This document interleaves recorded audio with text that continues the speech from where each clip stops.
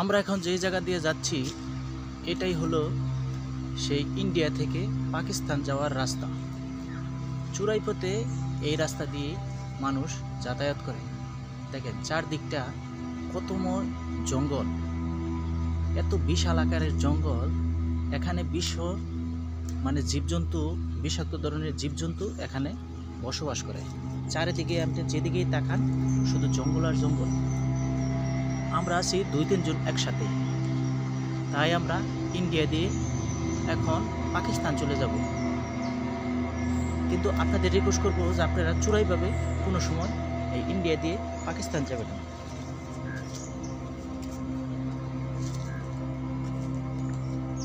আমরা এই রাস্তা ধরেই আমরা যাব সামনের দিকে। দেখবো আমরা সামনে আমাদের জন্য কি অপেক্ষা করতেছে।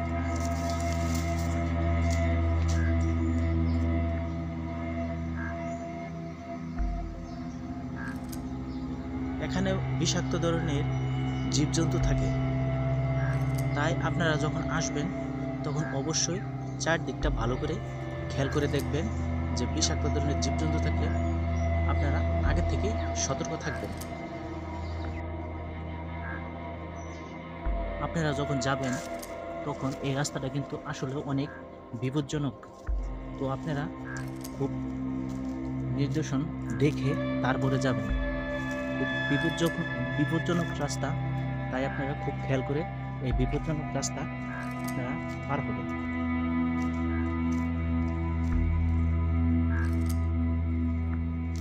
আমাদের সামনে একটা দেখতেছি সুন্দর একটা লেক।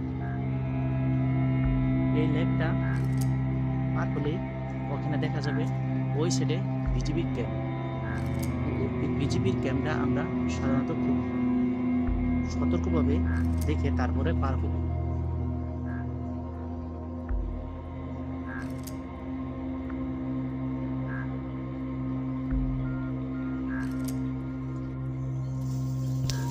প্রকৃতির অপরূপ ছোঁয়া মনকে স্নিগ্ধ করে তোলে। এ যেন অন্যরকম এক ভালোবাসা এবং ভালো লাগায় কাজ করে যায়। এত সুন্দর আল্লাহর সৃষ্টি যে না দেখে বিশ্বাস করা যায় না।